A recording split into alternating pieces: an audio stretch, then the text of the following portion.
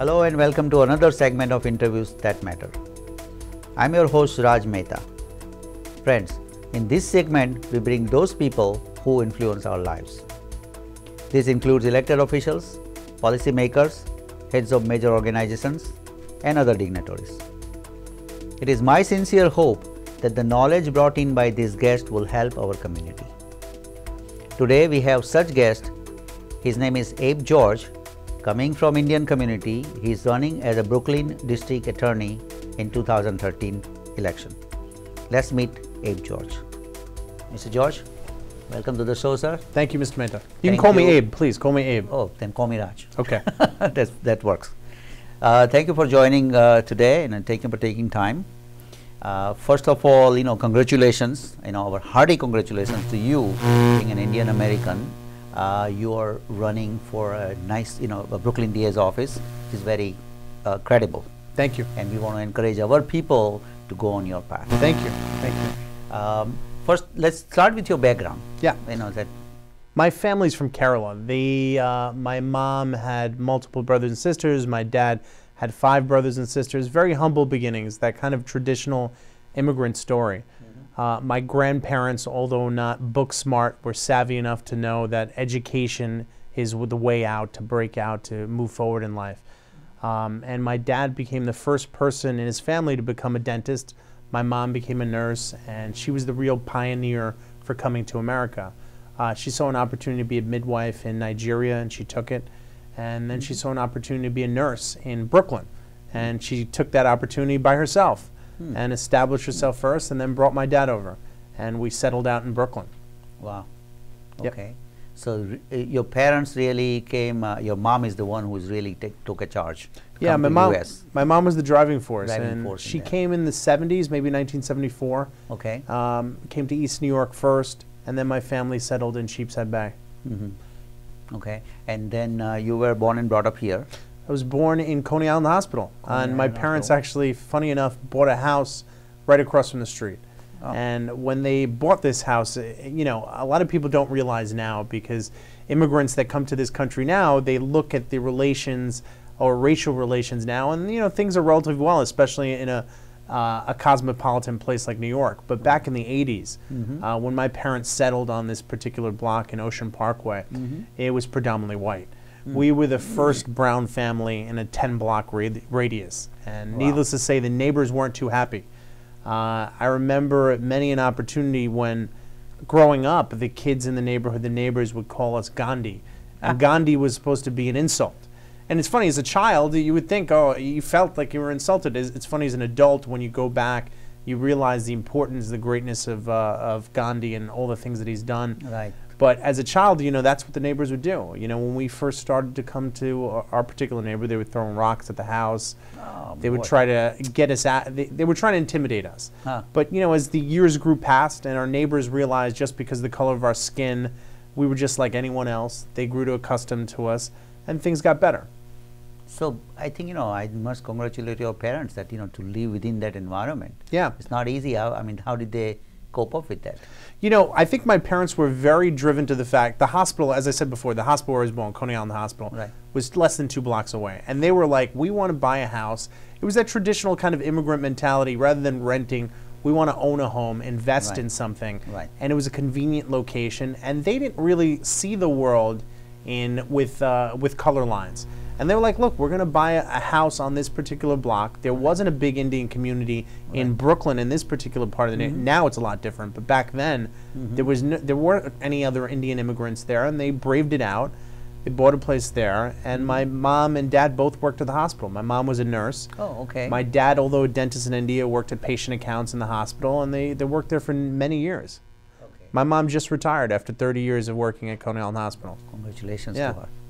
So it's really like, it was a convenience because it was just 2 blocks away from the work. It was a good neighborhood, and it was very convenient, yeah. But then, when other people like trying to intimidate them, how did they cope up with them?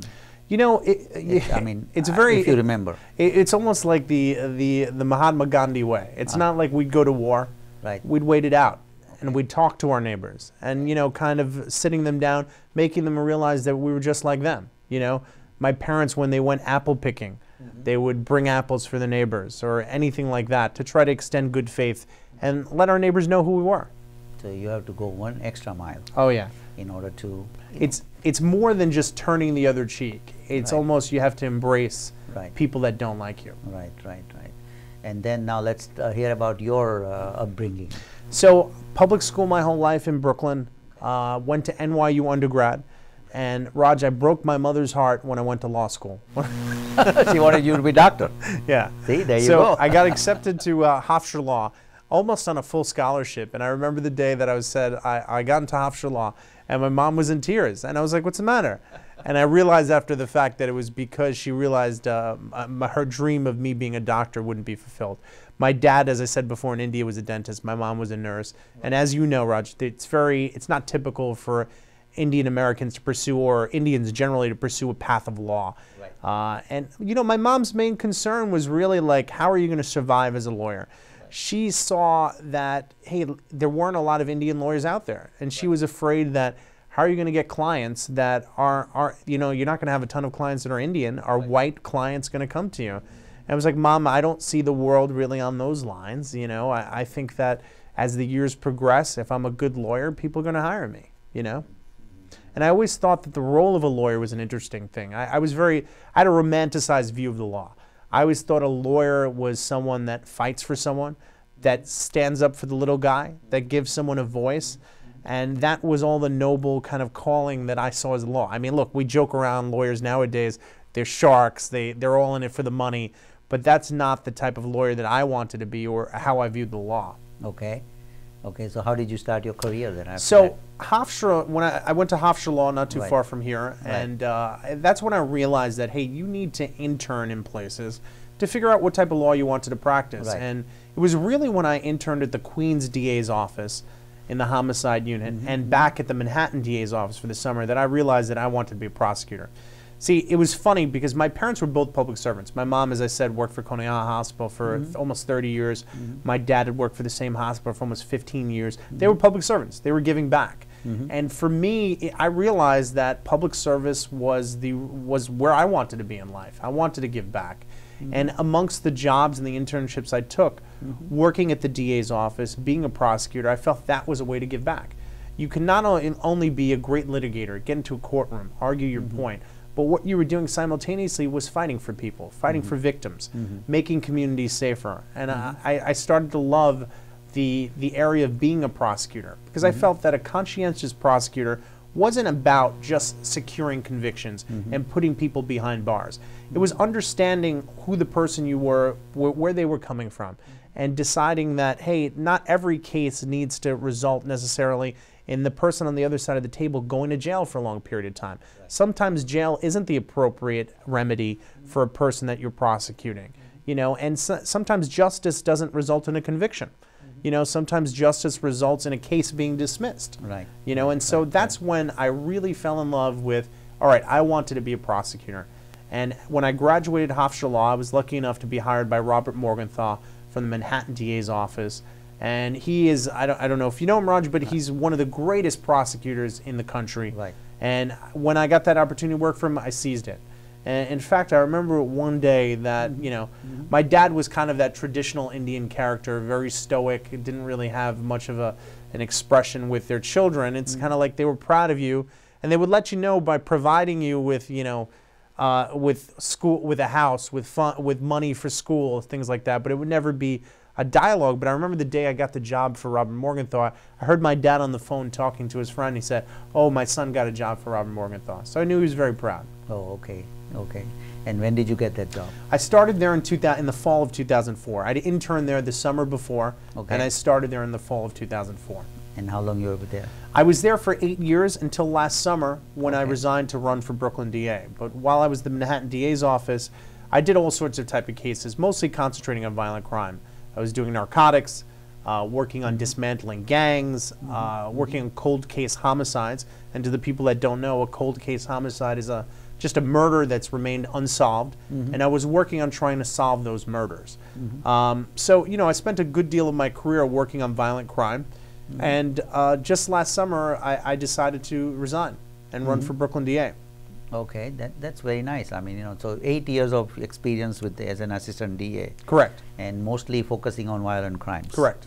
Okay, so obviously, when you run for district attorney's office, I mean, that's a much bigger scope. Sure. Than just one aspect of it, right? Correct. So obviously, you're willing to take all these other aspects or the challenges, rather. Yeah. Right. Yeah, so, my experience, very early on in my career, while I was in a specialized citywide task force focusing on narcotics throughout the city, I got the chance to work on a housing project in Brooklyn, in Brownsville. And it was while I was working in this particular housing project, it was rated one of the 10 most dangerous in the city. And an agency of the city came to our office and said, hey, we have a problem with this particular housing development. And I was happy because I was a Brooklyn boy. And I've always wanted to work on Brooklyn cases. So when this opportunity came up, I was like, I was like happy to take the lead and spearhead an investigation that looked into this particular housing development. And this was an area, Raj, that police officers, if they had to respond to a 911 call, wouldn't go alone. Wow. They would have to come with 3 police cars. Wow. There was only one entrance in, one entrance out. 380 housing units, only 100 of which were legally occupied.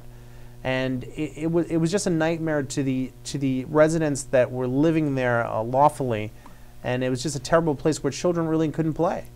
And it was a place that we spent about a year investigating, and we really turned the place around. I mean, now this housing development is nowhere near where it used to be. Cops can walk the beat, children can play, the community centers back in the area, and that was when I first started to have the seeds of, hey, I want to be the district attorney of Brooklyn. Okay. I want to make neighborhoods safer. And I really started to pay close attention to what was happening on the ground in Brooklyn. While I was in Manhattan, and I loved being in Manhattan, I loved working for Robert Morgenthau, but my heart was in Brooklyn. That's where I was born and raised. That's where I'd go lay my head at the end of the day. Right. And as many strides as we were making in Manhattan, making communities safer, I didn't see the same thing happen in Brooklyn. Here's what I saw. I saw Brooklyn that led the city in homicides and shootings. I saw a Brooklyn DA's office that was allowing, I think, abusive policies such as stop and frisk and the over-prosecution of nonviolent marijuana cases try to quell that tide of violent crime. I saw wrongful convictions, cases where you had defendants spend over 16 years in jail. A guy named Jabbar Collins spent 16 years in jail because a prosecutor decided that he wasn't going to turn over and follow the law, turn over exculpatory material that tended to show the defendant was innocent of committing these crimes, because the focus was about getting a conviction. And this wasn't happening once a year, Raj. It was happening month after month. I saw that we had an office that wasn't dealing with emerging crimes, like cyber crimes and identity theft, one of the fastest emerging crimes there are. This office didn't have a unit to handle that. And Raj, most shockingly, about a year ago, the New York Times reported that the district attorney wasn't zealously prosecuting child pedophiles because it would cost him electoral votes. And that's when I decided that I needed to resign and run for this position, because someone needs to stand up for the children and for the people of Brooklyn. Right. We've had a DA that's been in office for over a quarter century. Brooklyn's changed during that period of time. I mean, if you think about it, when my opponent, Charles Hynes, was running back in 1989, Ronald Reagan was president, George Bush was vice president. We were ending the Cold War, and we didn't have the internet. I mean, Brooklyn's changed. It's time we have a new DA that reflects the population of Brooklyn. Well, Abe, we'll take a short break and we'll be right back. Thank you. Please stay with us.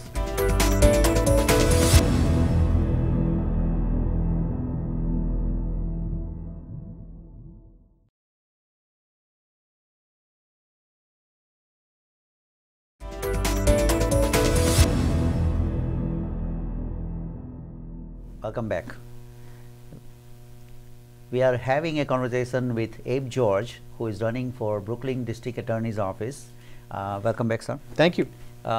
Okay, so now let's talk about the election. Election is in basically in Brooklyn. The primary decides the election because there is no Republican Party there. So you're going to have a primary with 23-year veteran Charles Hynes, and there is one more person, Ken Thompson, who is also running for that, right? How is your campaign going now? It's going really well. When you think about where I came from, Raj, the biggest story in the city is really the fact that a guy like me, a guy that's been a public servant for 8 years, managed in a 6-month period to raise $210,000. That's unheard of, Raj. The incumbent himself only raised $27,000 during that same 6-month period. So it really is going better than expected. And why is it going better? Because when I sit down and talk to people and I tell them about what's went wrong, here's what we could do better. We've had a DA that's been in this position for 20, look, a lot of people in Brooklyn don't realize the DA is an elected slot. They think the governor appoints the DA. So when you get out there in the streets and you tell people, no, this is an elected position. Right. Here are the things that we can change if we have a new DA. People are receptive to it. And we're building a great grassroots movement. And you know, we recently had a great support from a guy named David Boyce, one of the most prominent lawyers in the country, who gave us a maximum contribution, who really believed in who I was, feeling that I was the right guy for this job and that there needed to be change in Brooklyn. So you think the biggest challenge with this campaign is raising funds? The biggest challenge in any political race is raising funds. You know, and especially with someone that hasn't been out in private practice like myself. I've been a career prosecutor. It's even more of a challenge.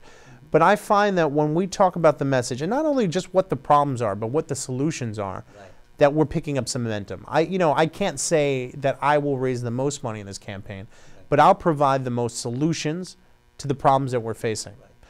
So I think with just spreading the message and more voter contact, we're going to see that we've got a great chance to win. And Raj, if you look at the election numbers, most people will say that, hey, if you're running against an incumbent, it's crazy. Incumbents can't be beat. But if you look at the election numbers themselves, back in 2005 was the last time that Mr. Hynes ran a competitive primary. And in 2005, nearly 60% of people didn't vote for Joe Hynes. They voted for the other 3 candidates. Mr. Hynes skated by with less than 5,000 votes. And if you look at the population of Brooklyn in 05 compared to 13, we've changed. So I think there's a good momentum for change in Brooklyn. And I think we're building upon that. So basically votes were divided in 2005, and that's how Charles Hynes was able to. Correct. But the aggregate number was that more than half the people walking in didn't vote for the existing DA. And I think those people aren't going to come back and say, oh, you know what, I decided Joe Hynes is going to be the right guy. They've made a choice in their minds that they wanted change. And I think if you look at the primary before that, 2001, you had a woman that had less than $10,000, one-on-one. She got nearly 40% of the vote. That's unheard of. For an incumbent DA to be sitting in office and a woman with not much means, not much name reputation, to get almost 40% of the vote, that just shows a trend here. We get 40% for this woman in 2001. In 2005, more than half the people don't vote for Joe Hynes. We're moving in a trajectory towards Mr. Hynes losing. I think he's probably the most vulnerable incumbent in the state. So then, you know, let me ask you this. The 2005, after that, there was no opposition. Yeah, for some reason, and Roger, this is part of the reason that I'm in this race. I saw 2009 come around, and I was a Manhattan DA at the time, and I was expecting someone to run. You know, we saw he was vulnerable in 2005. We had issues in 2009, but no one stood up to fight. And when I was thinking about doing this early in 2011, 2010, I was waiting around. I was seeing the political climate. There wasn't even a mention of anyone running in this race. There wasn't even talks that anyone would be willing to take on an incumbent. Why? Because the typical philosophy is that you can't beat a sitting incumbent. But those are people that aren't looking at the election numbers. I think you got to look at the numbers, and when you see the numbers, you realize he's vulnerable. But once again, no one ran in 09. And I said, someone's got to sit here and fight. I mean, when you have a district attorney that's pursuing a policy of politics, not zealously prosecuting child sexual offenders, not zealously saying that, hey, our office isn't about just getting a conviction. It's about doing the right thing. That's when I think it dictates a change in direction. Everything I learned in the Manhattan DA's office, being there, learning that it's all about justice, it's not about necessarily the outcome of getting a conviction, kind of groomed me for this particular slot. So now, if you look at Brooklyn, right? Yeah. And where do you think your support is, like majority of your support now, as opposed to Ken Thompson? I'm talking about, like, because see, what I am thinking is, okay, Ken Thompson is going to share your votes, basically, correct? So thinking that, okay, well, where is his hold, where is your hold, and what that makes up of that? You know, a lot of pundits, they always go, what's your base? What's your base? My base is Brooklyn. Because if you look at the election results here, going back, 2005, he only got 40% of the electoral vote on that. So that means 60% of the population is ready for change. But keep in mind this, there have been more negative press about Hynes from 2009 to the present than there's been almost in his entire career. The Daily News itself has written 53 editorials against Joe Hynes. 53. Wow. The New York Times has done a big piece against them. The Daily News, the Post has all written very critical articles, particularly about his position regarding regarding pedophiles. So I think the 40% was a high watermark for Joe Hynes. So what are we talking about? Where there's maybe a 70% pool of people out there that are ready for change. Right. And I don't think there's a particular niche that I have, but I think what voters are looking for are answers. Right. Not just what the problems are, what the answers are. What's your solution? And if you look at all three campaigns, I'm the only candidate that's proposing solutions. Look, one of the biggest problems I think that voters are talking about, especially prime voters, that and people that come out to vote in a primary, they're typically people that come out every primary. Like, we're not talking about the November election, we're talking about a September election. And those people are concerned about issues such as stop and frisk, right? Stop and frisk is an important police tool, but it's been abused over the last several years. And what we've seen is a disproportionate amount of minorities that have been affected by this policy. And not only am I saying that, hey, the police officers have to follow the law, but I'm also proposing a solution. My solution is twofold. If there's an arrest that's predicated on stop and frisk, we need to have our office directly interview the officer. But the second part of that is a policy change and how we view laws like marijuana. Marijuana has often been a justification for stop and frisk, because if you stop someone, you pull out whatever they have in their pocket, and even though if marijuana in your pocket is supposed to be a violation, sometimes when they take the marijuana out, they say, oh, that's a crime, it's in plain view. And there was a big bill in the legislature last year where they were trying to decriminalize marijuana in plain view. If you had a small amount in plain view, they wanted to make it a violation, not a crime, right? But that bill didn't pass. It got stuck in the state Senate. As district attorney, I would change that policy. Day one, I would tell the police department that if someone's recovered with marijuana in plain view, a small amount, we're just pursuing that as a violation. Why? To quell this tide of the abusive nature of stop and frisk. We've had it disproportionately affect a large amount of our community, and we need to change that. So two policies right off the bat to quell stop and frisk. But let's go further. We need to change the way we fight crime. Crime right now is fought, I think, in some instances in a reactionary way. The police make an arrest and we prosecute those cases. Right. We have to fight crime smarter, intelligence-based prosecution. And what do I mean by that? Well, you have any neighborhood, right? You have a local precinct that governs a particular area. You have uniformed police officers on the ground, detectives that are, wearing the suits that investigate certain crimes within a given neighborhood. They don't always talk to each other, the guys on the ground in uniform and the detectives. They don't share their intelligence on the crime problems in a certain area. Plus, on top of the precinct, you have a narcotics unit. You have a gang unit. You may even have a housing unit. All those different entities kind of police the same neighborhood, but don't necessarily share intelligence. Who else has information on crime problems? The community, elected officials, the school system, because the school system knows, hey, which kids aren't coming to class, which kids are giving us a problem. Go to family court, because we know that before people get into the adult criminal justice system, they've got issues in family court before they get to us. So we have all this intelligence, and you as a software guy would appreciate this, right? Absolutely. You have all this intel out there, and there's an information disconnect. Data warehouse. Yep. And what we need to do is coordinate all that intelligence, get into a computer, analyze that data, and now the DA needs a blueprint. They can provide a blueprint for the police department saying, hey, this neighborhood has 10 problem players. Let's formulate a long-term investigation to take care of these individuals. It's not about stopping everybody. It's about stopping the right people and doing it in a smarter way. So that's what I'm talking about, Raj. It's not only saying, here's problems, what are our solutions? And so I think when voters look at that and they see who the candidates are and what the ideas are and how we're going to fight crime, there's only one guy that's got identify the problem and identify the solution, and that's me. Okay. Viewers of our show is South Asian population, right? And obviously, South Asian population is behind you.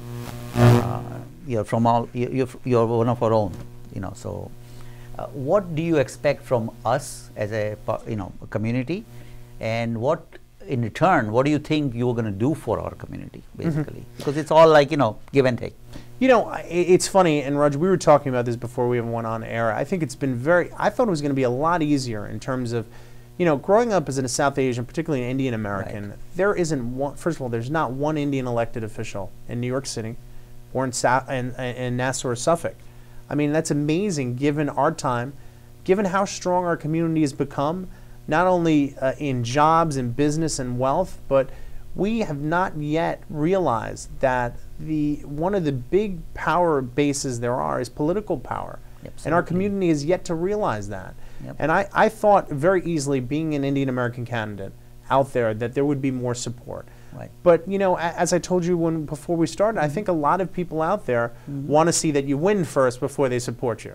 But look, that's life, right? A lot of people want to bet on a winner, right? Right. They don't necessarily want to bet on someone that's an unknown. Right. And so, I'm trying to connect more to, and I think a lot of people that realize this, a lot of people that are a little more connected understand, look, in order to get someone, and like, the perfect example is John Liu. I know people have different opinions of him as mayor, on his campaign for mayor, but look at a guy like John Liu. I mean, this was a guy that people from all over New York City, when he was running for city council, supported. It didn't matter that he was running in Flushing as a city councilman. They saw an Asian American, and people from all over the city backed him, right? Then he became a city controller, and now where he is, he's on the pathway to running for mayor, right?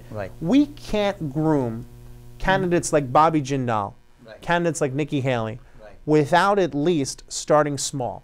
And the problem is, if you look at the incubator, look at the nursery of where we have our candidates, there's no one there. There's no one in the hopper that we can groom along. So I think it's very important. What I'm trying to connect is, I know you live in Queens. I know you live in Nassau. I know you live in Suffolk.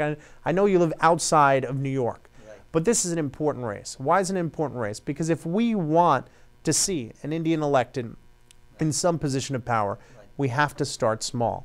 And I think in terms of, look, I'm fighting for everyone in Brooklyn. And, the Indian population is probably not the largest out there. But I also see this as giving a voice to our community. That if there's an issue relevant to the Indian community, finally there could be someone that acknowledges. Look, I'll tell you one big issue that the Sikhs are facing in the NYPD, the issue of wearing their turbans. There's been a big debate on whether or not they should be allowed to wear their turban. But yet the only elected that's really coming forward and fighting for that is John Liu, right? And I think he understands, coming from that kind of ilk of the Asian American population, seeing where we're coming from, he understands that problem. But we don't have the voice yet to necessarily fight for that. And I think that those are issues that I think that you can count on me fighting for in terms of our community. But like I said, look, my first responsibility will be to the 2.5 million people in Brooklyn. But also I see this as also an inspiration, hopefully, to other people in our community that, hey, politics is not necessarily this evil thing, that it's a good thing, and it's a way to give our community a voice. I totally agree with you. And we like more people like you. We want more people like you from our community. And the whole purpose of this show is really to educate people and to have them participate more into the political process of this country, because that's the next thing we need to do. Okay, like we are very happy, we are very successful individually. Everybody is like, happy in their own family and in their friends and everything. We need to go next step now. And then, we need to, as you said, there's not, it's sad that we don't have anyone elected officials in the New York City or in Long Island, actually. That's very sad. And then also in state, actually. In fact, there is no state legislator which is Indian American. So, I mean, having a largest population, most successful people in, we have the highest median income in all other communities.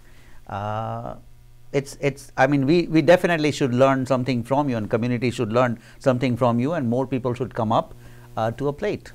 And we support you wholeheartedly. Thank you. And if I could just talk about the website. Absolutely. It's Abe George 2013, ABEGEORGE 2013. Look, I'd urge anyone that's sitting at home watching this right now, I don't care if it's $1, $5, $10, come to the website, donate something, show your support. If you really believe in this mission of having someone represent our community, I'd say this is the race that you need to get involved with. Thank you for having me on the show. Thank you, Abe, for coming on the show. Thank you for joining us today. If you have any questions, comments, suggestions, you can email me at rajmitv@gmail.com. Again, that's rajmitv@gmail.com. If you would like to watch our prior air show, you can go on YouTube, youtube.com/Infosys International. Until next time, see you. Thank you. Thank you, Raj. Thank you very much. Yeah.